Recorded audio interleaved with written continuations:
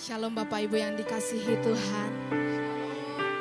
Pada saat sore hari ini kita bersyukur kepada Tuhan. Kita masih diberikan kesempatan oleh Tuhan dimanapun kita berada pada saat ini. Di rumah atau dimanapun juga. Mari kita mau datang kepada Tuhan.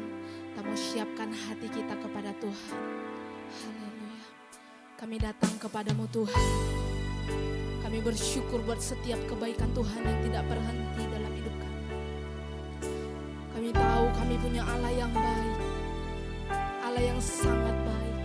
Oleh sebab itu Tuhan, kami mau taruh harapan kami penuh hanya kepadamu. Sebab hanya Engkaulah, Yesus, sumber kekuatan dalam hidup kami Tuhan.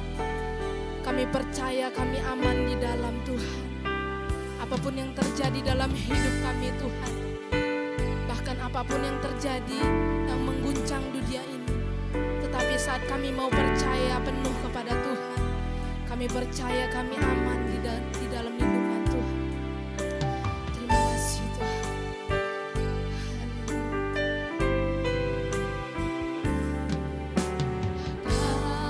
Kasih-Mu, karya-Mu nyata dalam. Kau pegang hidup kami Tuhan. Kau pegang hidup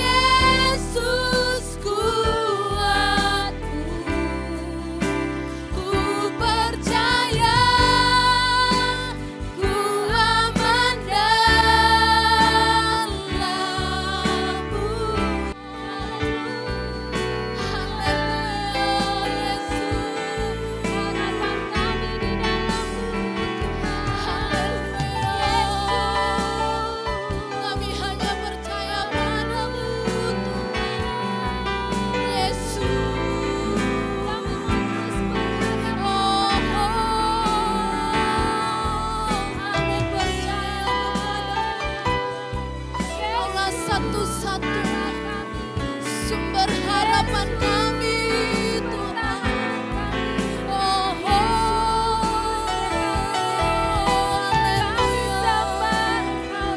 kami bersyukur Tuhan, kami bersyukur Yesus. Oh, haleluya.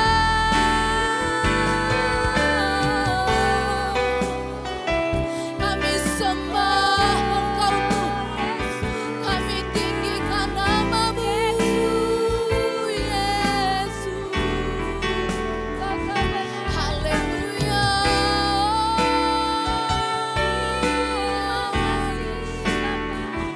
Kami mau berserah hanya kepada-Mu Yesus. Haleluya. Terima kasih Tuhan. Kami mau berserah hanya kepada-Mu Tuhan. Dan kami mau berseru kepada-Mu, satu-satunya nama yang berkuasa menyelamatkan hidup kami. Yesus, Engkaulah sumber kekuatan kami. Terpujilah nama-Mu Tuhan. Haleluya. Yesus. Haleluya.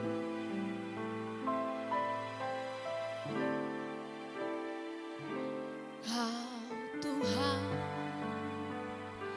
penolong dalam hidupku, ku percaya hanya kepadamu.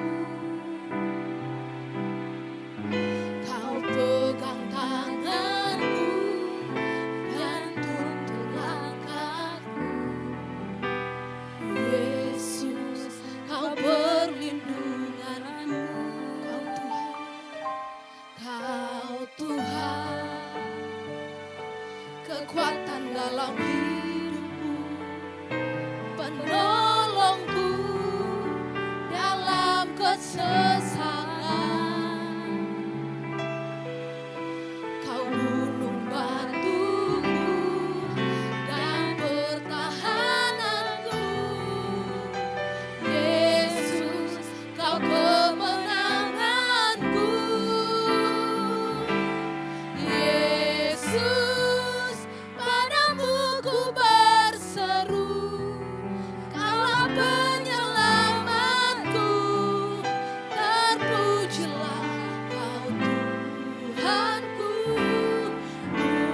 Mulut ku memuji nama-Mu sepanjang umur hidupku. Terpujilah Kau Tuhanku di atas segalanya. Sekali lagi kita mau katakan, Kau Tuhan penolong dalam hidup. Tuhan penolong dalam hidupku, ku percaya hanya kepadamu. Kau pegang tanganku dan tuntun langkahku. Yesus, Kau perlindunganku. Kau Tuhan, kekuatan dalam hidupku, penolongku dalam kesesakan. Kau gunung batuku dan pertahananku. Yesus, Kau kemenanganku. Yesus, padamu ku berseru,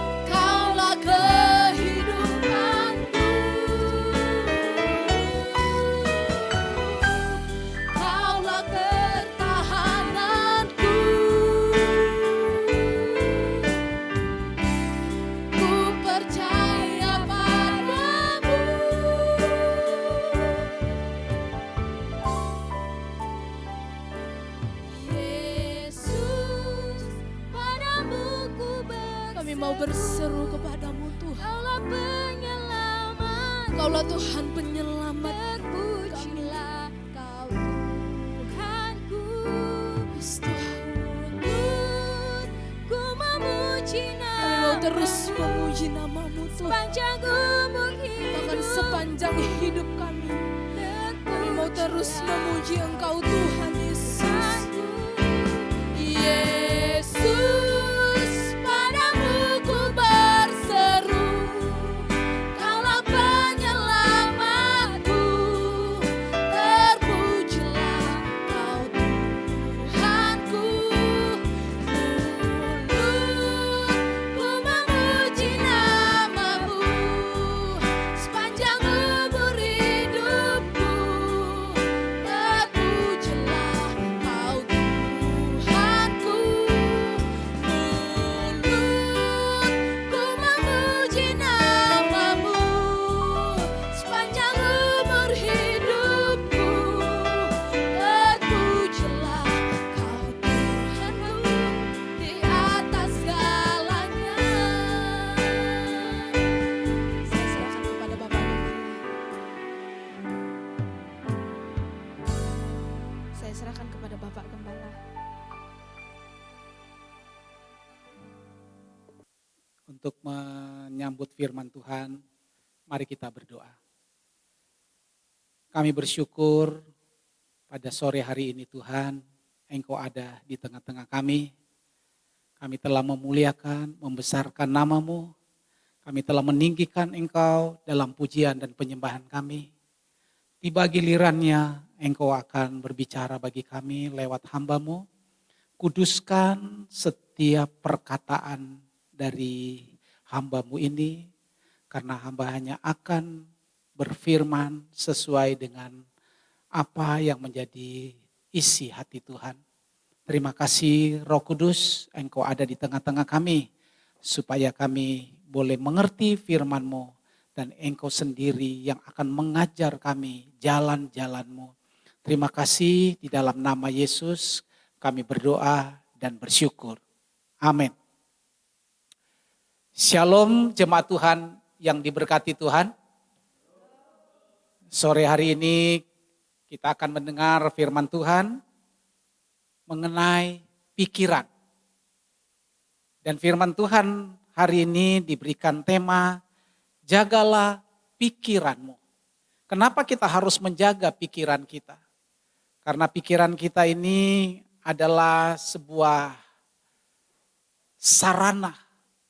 Bisa digunakan oleh Tuhan, tapi bisa juga digunakan oleh iblis. Sebab itu pada sore hari ini kita didorong oleh firman Tuhan untuk terus menjaga pikiran kita.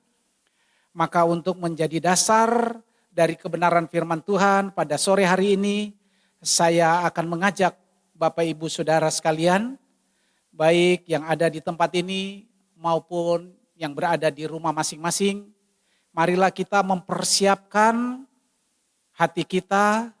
Saudara boleh dapat mengambil Alkitab saudara masing-masing. Kita akan membaca firman Tuhan yang terdapat di dalam Amsal pasal 23 ayat 7a. Saya akan membacakan untuk kita semua, perhatikan dan simak dengan baik.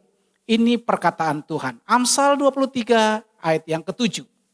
Firman Tuhan berkata, sebab seperti orang yang membuat perhitungan dalam dirinya sendiri, demikianlah ia. Jadi saya hanya mengambil Amsal pasal 23 ayat 7 bagian A. Ini sudah disampaikan oleh Tuhan. Dikatakan bahwa sebab seperti orang yang membuat perhitungan dalam dirinya sendiri, demikianlah ia. Di dalam terjemahan yang lain, firman Tuhan ini berkata bahwa siapa diri kita dipengaruhi oleh pikiran kita. Bahwa siapa diri kita itu dipengaruhi oleh pikiran kita. Atau kata lain, saya ingin sampaikan kepada saudara firman Tuhan ini berkata Bagaimana kita berpikir, itulah diri kita. Jadi apa yang ada di dalam pikiran kita, yang selalu kita bisa ekspresikan dalam hidup kita, itulah kita. Nah Bapak Ibu, dalam hari-hari ini kita mengalami sebuah ancaman kehidupan dengan adanya virus corona. Kita menjadi sadar, yang namanya sadar kesehatan. Kenapa demikian? Karena dulu kita hidupnya, kebanyakan dari kita itu mungkin tidak pembersih. Hidup kita ya asal-asalan. Tapi dengan adanya ancaman virus corona ini, kita menjadi sadar bersih, sadar sehat. Dulunya nggak pernah cuci tangan kalau makan, sekarang harus cuci tangan. Sadar bahwa itu adalah kesehatan. Dulunya nggak rajin mandi, sekarang sudah rajin mandi. Dulunya nggak rajin bersih-bersih, sekarang sudah rajin bersih-bersih. Dulunya suka buang ludah sembarangan, sekarang kita semakin hati-hati. Harus ada tempatnya untuk kita membuang ludah. Ini yang disebut dengan sadar sehat. Nah Bapak Ibu Saudara sekalian, di dalam diri kita, itu firman Tuhan katakan tadi, bagaimana kita berpikir, itulah kita. Nah, jikalau kita sekarang berpikir sehat, itulah kita, harus diperhatikan dengan baik. Bahwa ada yang lebih penting daripada kesehatan tubuh. Yaitu, yang penting adalah kesehatan jiwa. Apakah kita sadar bahwa jiwa kita ini perlu dijaga? Karena di dalam jiwa itu ada pikiran, perasaan, kehendak, dan keinginan kita.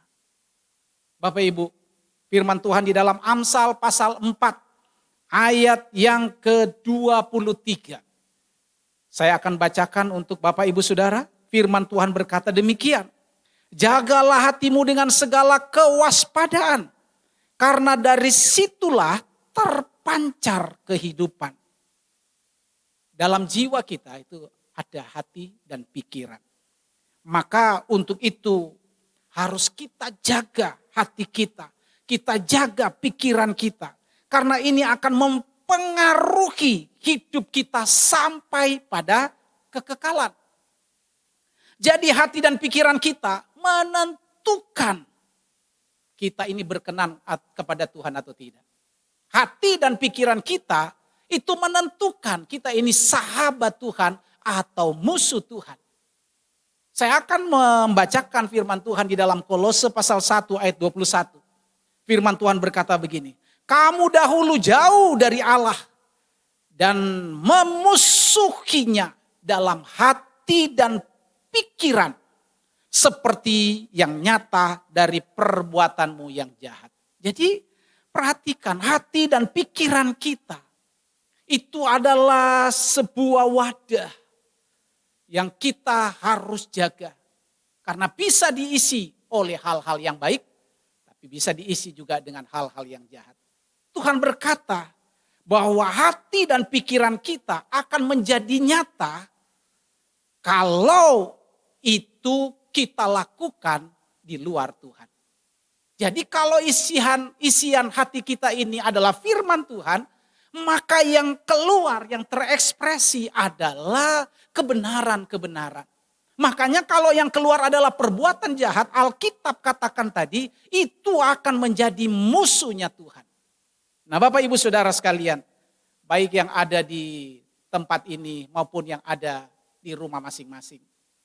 Pada sore hari ini, kalau kita mau memahami pikiran Allah, kita akan dituntun untuk mendapatkan sebuah kepastian bahwa kita akan hidup di dalam damai sejahtera, kita akan hidup di dalam sukacita, dan kita akan mendapatkan hidup yang kekal. Perhatikan, kalau begitu apa yang harus kita lakukan? Kita harus menyamakan, kita harus menselaraskan pikiran kita dengan pikiran Tuhan. Itu berarti kita harus bersedia, berserah.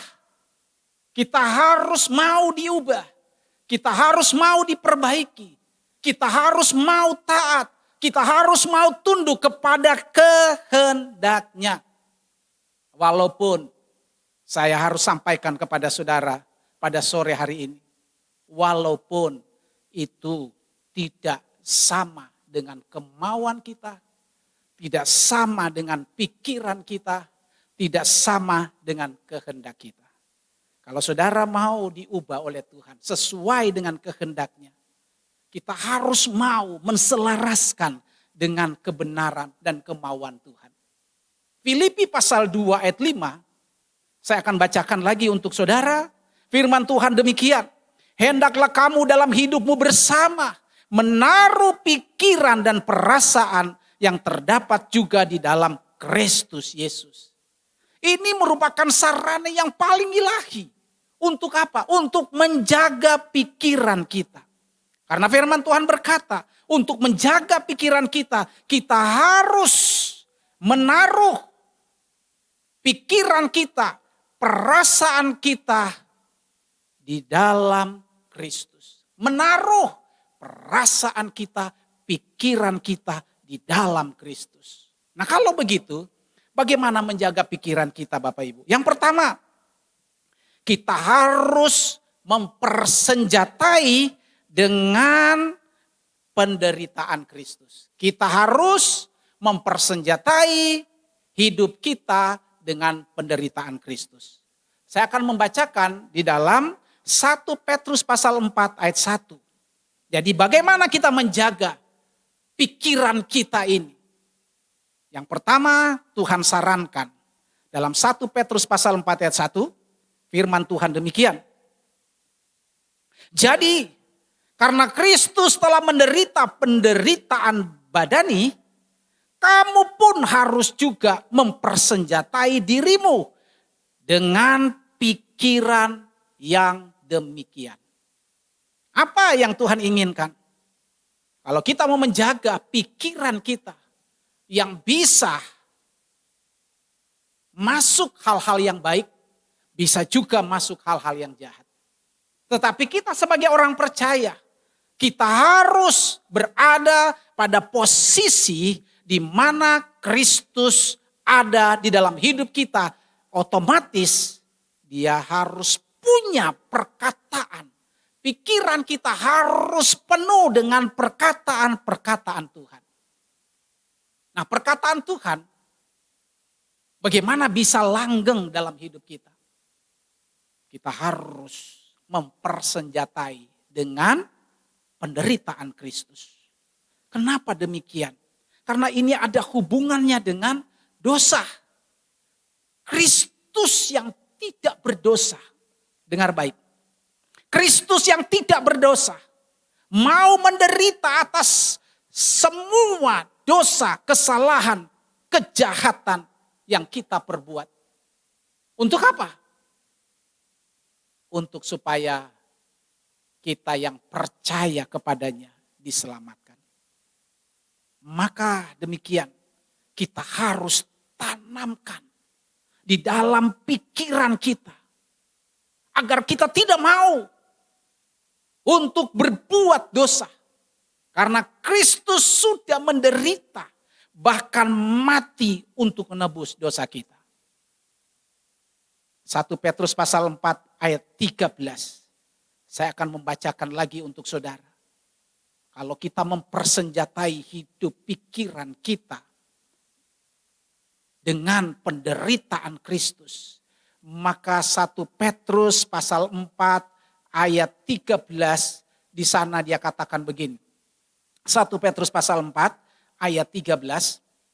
Sebaliknya bersukacitalah sesuai dengan bagian yang kamu dapat dalam penderitaan Kristus. Supaya kamu juga boleh bergembira dan bersukacita pada waktu ia menyatakan kemuliaannya. Jadi apa hubungannya ini penderitaan Kristus dengan menjaga pikiran kita? Dengan itu Bapak Ibu, ada jaminan dari Tuhan. Dia berkata, sebaliknya bersukacitalah sesuai dengan bagian yang kamu dapat dalam penderitaan Kristus. Jadi penderitaan Kristus membawa kita selalu terdengung dalam hidup kita, dalam pikiran kita. Bahwa gara-gara Yesus menderita di atas kayu salib, dia mati itu untuk menebus dosa kita. Saya yang sebagai orang berdosa, Tuhan katakan, kalau saya memiliki pikiran penderitaan Kristus, maka firman Tuhan tadi katakan, kita harus bersukacita. Karena harusnya penderitaan itu kita yang harus alami. Kenapa? Karena kita yang berbuat dosa. Tetapi Kristus, dia telah mengambil alih seluruh pelanggaran, kejahatan dan dosa kita. Dan dia menderita, dia pakukan di atas kayu salib. Maka semua kita bisa bersukacita. Kenapa bersukacita? Karena firman Tuhan katakan, supaya kamu juga boleh bergembira dan bersukacita pada waktu ia menyatakan kemuliaannya.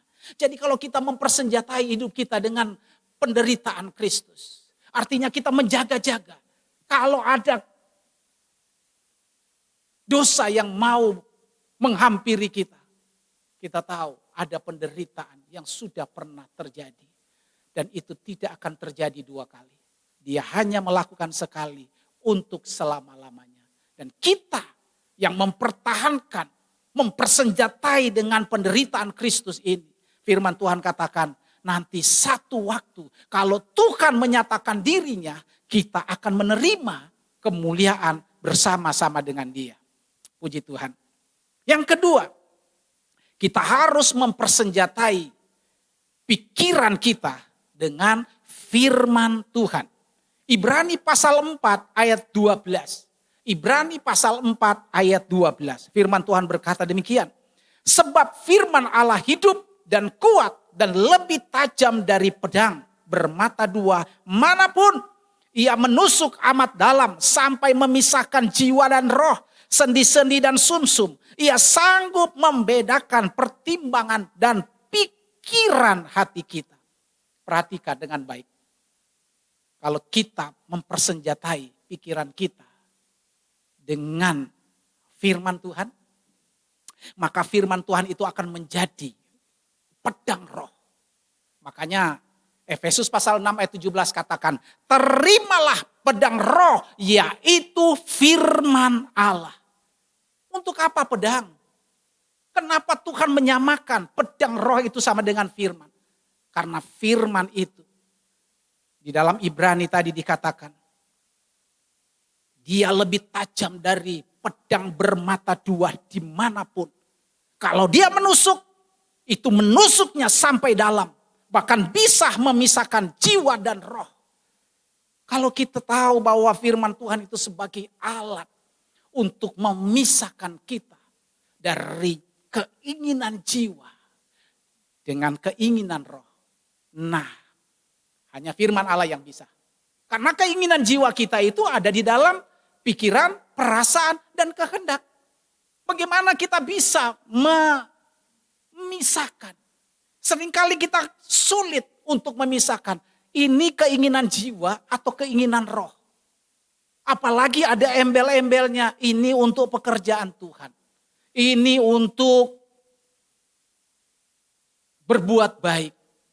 Seringkali nggak bisa. Yang bisa membedakan mana keinginan jiwa, mana keinginan roh. Itu cuma dengan firman Tuhan. Makanya Bapak Ibu, dalam surat Roma pasal 8 di sana dikatakan, keinginan roh itu bertentangan dengan keinginan daging. Makanya anak Tuhan, kita menghadapi masalah bukan hanya sekedar masalah. Tapi sekarang kita sedang mengalami sebuah masalah. Bagaimana kita nanti berhadapan dengan juru selamat, raja di atas segala raja. Kalau cuman persoalan virus corona itu terlalu kecil. Yang sedang kita harus jaga supaya kita benar-benar memiliki kapasitas kekristenan yang berkualitas sesuai dengan keinginannya. Harus kita tahu firman Tuhan itu adalah barometernya. Kalau keinginan kita sesuai dengan firman Tuhan, maka tadi dikatakan bahwa kita akan terima kemuliaan Tuhan. Jadi firman Allah ini untuk apa? Kalau dia jadi pedang roh, dia dapat membedakan pertimbangan dan pikiran hati kita. Nah Bapak Ibu, bagaimana supaya kita tahu bahwa firman Allah ini dapat membedakan, dapat memisahkan. Kita harus punya kebenaran yang mutlak. Kita harus punya kebenaran yang hakiki. Dan hakiki dari kebenaran itu adalah firman yang tidak berubah. Dulu, sekarang, selama-lamanya. Dan firman Tuhan ini bisa membedakan mana yang benar, mana yang tidak benar. Mana yang baik, mana yang buruk. Firman Tuhan dapat membedakan mana yang dosa, mana yang tidak dosa. Nah kalau begitu, sudahkah kita bisa menyenangkan hati Tuhan? Karena dengan pikiran yang dilengkapi, dipersenjatai dengan firman Tuhan. Itulah yang akan menjadikan kita orang Kristen yang berkapasitas, kudus dan benar. Karena sekarang kita sudah tidak bisa bedakan. Ada banyak orang soal kebenaran itu menjadi relatif. Ada banyak orang yang baik itu menjadi relatif. Ada banyak orang yang dosa itu semakin kabur. Apakah ini dosa atau tidak? Yang bisa menentukan ini dosa atau tidak, benar atau tidak, baik atau tidak. Itu kalau kita memiliki firman Allah.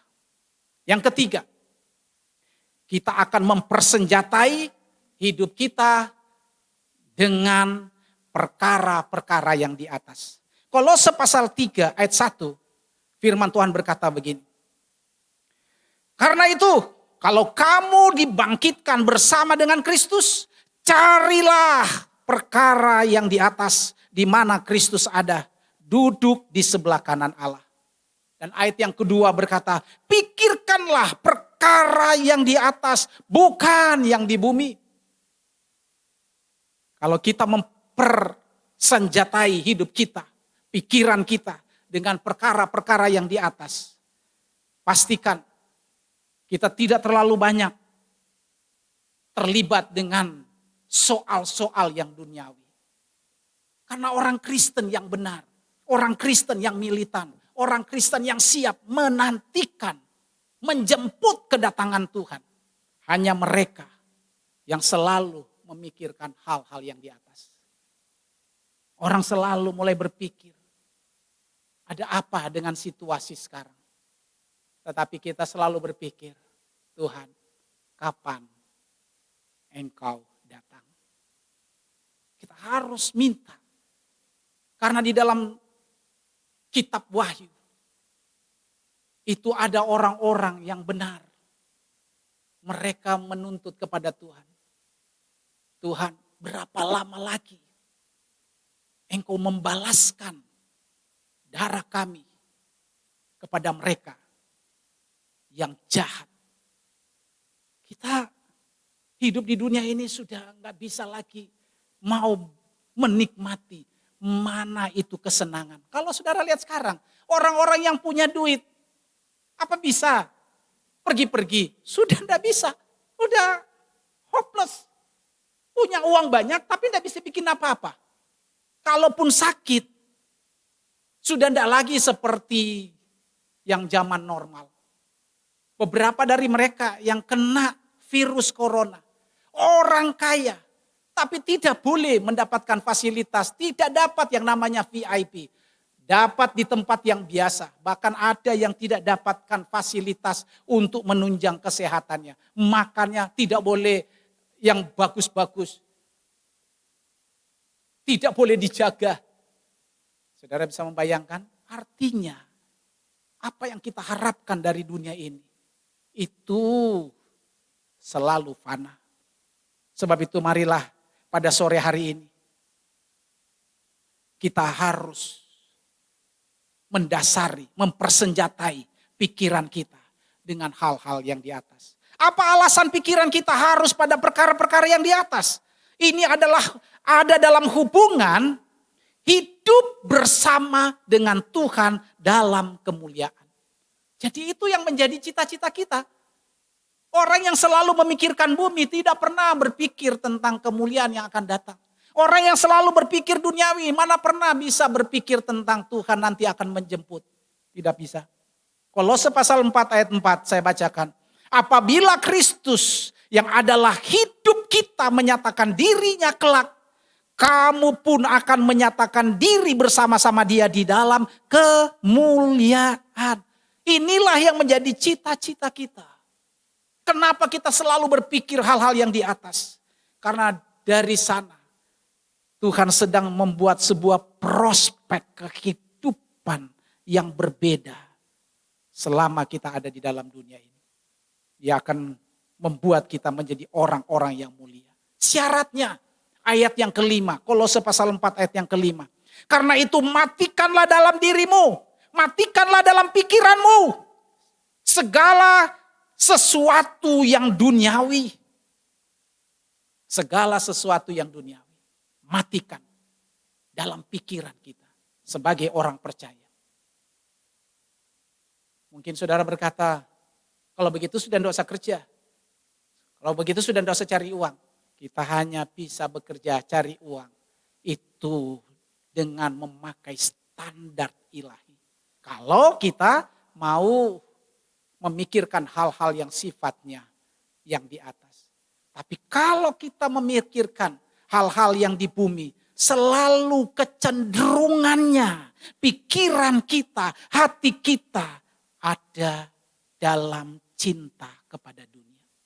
Dan orang yang cinta dunia itu pasti binasa. Bapak Ibu, biarlah kebenaran firman Tuhan hari ini kita diminta untuk menjaga pikiran kita. Yang pertama, kita harus menjaga pikiran kita dengan penderitaan Kristus. Yang kedua, kita harus jaga dengan mempersenjatai dengan firman Allah. Karena hanya firman Allah yang dapat memisahkan mana keinginan daging, mana keinginan roh. Mana keinginan roh, mana keinginan jiwa. Yang ketiga, kita mempersenjatai dengan perkara-perkara yang di atas. Yaitu apa? Sebentar lagi kalau dia datang, dia akan menjemput kita orang-orang percaya. Dan kita akan menerima kemuliaan yang luar biasa. Surat Roma katakan bahwa penderitaan yang engkau alami sekarang itu tidak akan sebanding dengan kemuliaan yang kita akan terima. Kalau begitu, kita tidak berbuat dosa, tidak mau ikut dengan orang lain, dengan cara-cara dunia, itu menderita. Tapi Tuhan bilang penderitaan kita itu tidak sebanding dengan kemuliaan yang akan kita terima kelak. Puji Tuhan. Baik, Bapak Ibu Saudara yang ada di tempat ini maupun yang ada di rumah masing-masing. Hari ini kita akan melaksanakan perjamuan kudus. Dan biarlah Bapak Ibu yang ada di rumah gunakan dengan sikap hormat kepada Tuhan. Karena hari ini kita akan menikmati persekutuan di dalam tubuh dan darah Kristus lewat perjamuan itu. Mari kita berdoa. Tuhan, setelah kami mendengar firman, untuk kami menjaga pikiran kami, menjaga dengan penderitaan, supaya kami tidak berbuat dosa lagi. Maka kami juga harus menjaga dengan firman, supaya kami dapat berjalan di tengah-tengah dunia ini di dalam kebenaran. Dan kami menjaga dengan perkara-perkara yang di atas. Supaya fokus iman kami, fokus rohani kami tertuju kepada kemuliaan yang akan datang. Dan biarlah jemaat Tuhan yang bersama-sama dengan kami akan menikmati tubuh dan darah. Engkau sucikan, kuduskan kami, pikiran, perasaan dan hati kami. Supaya kami layak menerima perjamuan kudus ini.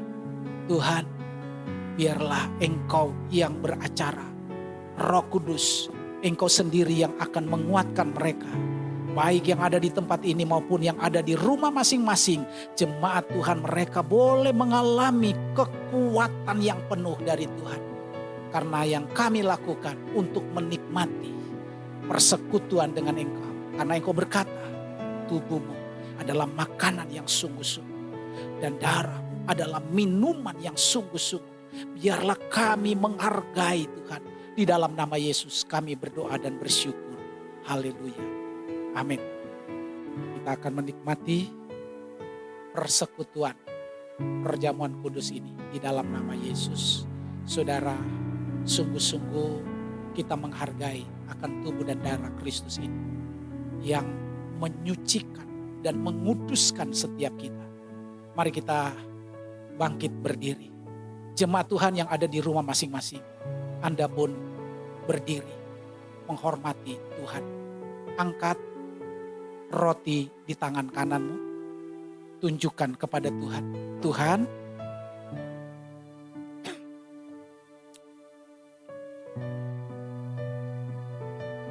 inilah tubuhmu yang telah Engkau pecah-pecahkan.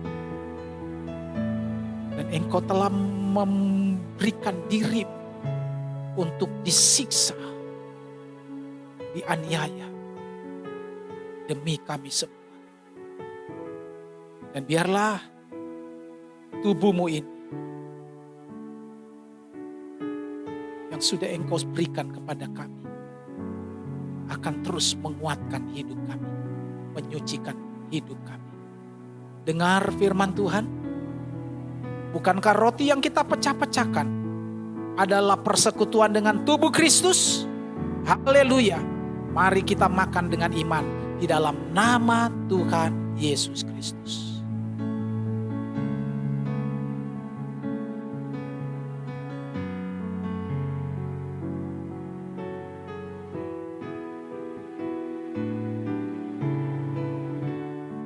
Angkat cawan di tangan kanan. Angkat lebih tinggi dari kepalamu dan tunjukkan kepada Tuhan. Tuhan, inilah darahmu. Darah perjanjian baru. Darah yang kudus, darah yang suci, darah yang mulia, yang tidak pernah mengenal dosa. Tapi harus dijadikan dosa karena dosa dan pelanggaran kami. Terima kasih Tuhan.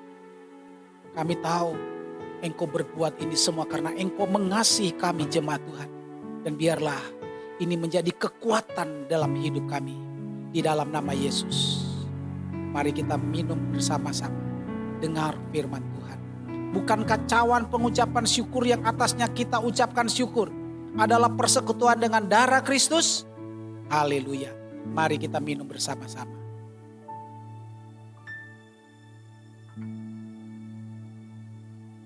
Kami bersyukur Engkau sudah memberkati kami dengan perjamuan kudus ini. Biarlah semuanya kami dapat nikmati bersama dengan Tuhan. Dan Tuhan sudah memberkati kami sehingga mendapatkan kami kekuatan yang baru lewat perjamuan kudus yang kami laksanakan dan kami nikmati. Terima kasih Tuhan, berkat anugerah Tuhan limpah dalam setiap hidup anak-anak-Mu dan mereka terus menjadi kuat di dalam Engkau. Haleluya. Amin. Puji Tuhan, jemaat Tuhan yang saya kasihi, terutama jemaat Tuhan yang ada di rumah masing-masing. Biarlah kita akan terus semangat, terus bersyukur kepada Tuhan. Dan tetap jaga kesehatan, jaga kebersihan. Dan tentunya semua yang sudah disarankan oleh pemerintah agar kita tetap tinggal di rumah, kita lakukan sampai masalah ini berakhir. Tapi kita tahu semuanya ada berkat dan kasih karunia Tuhan untuk kita tetap berada pada posisi kita sebagai orang percaya. Jangan takut, jangan khawatir, kata firman Tuhan, tetap bersukacita. Puji Tuhan. Kita akan mengakhiri ibadah kita dengan doa berkat. Mari kita berdoa. Kami bersyukur, terima kasih Tuhan. Walaupun di dalam kesempatan yang berbeda. Walaupun di dalam suasana yang berbeda. Walaupun dalam keadaan yang berbeda. Saudara-saudara hamba-Mu ada di rumah mereka masing-masing. Dan kami ada di tempat ini. Tetapi kami telah dipersatukan dengan Roh Kudus-Mu. Terima kasih Tuhan. Berkatilah anak-anak-Mu. Kuatkanlah mereka. Selama mereka ada di rumah mereka masing-masing. Biarlah kasih karunia Tuhan limpah dalam hidup mereka. Kiranya Tuhan memberkati engkau. Kiranya Tuhan menguatkan engkau. Kiranya Bapa datang menjamah setiap pribadi yang ada di rumah masing-masing. Kasih-Mu, kuasa-Mu melimpah. Terimalah berkat Tuhan. Berkat dari Allah Bapa. Dan kasih sayang dari Tuhan Yesus Kristus. Persekutuan dengan Roh Kudus menyertai engkau. Tuhan memberkati engkau dan melindungi engkau. Tuhan menyinari engkau dengan wajahnya dan memberi engkau kasih karunia. Tuhan menghadapkan wajahnya kepadamu dan memberi engkau damai sejahtera. Mulai hari ini sampai Maranatha. Yesus datang pada kali yang kedua. Bahkan sampai selama-lamanya Tuhan memberkati engkau. Amin.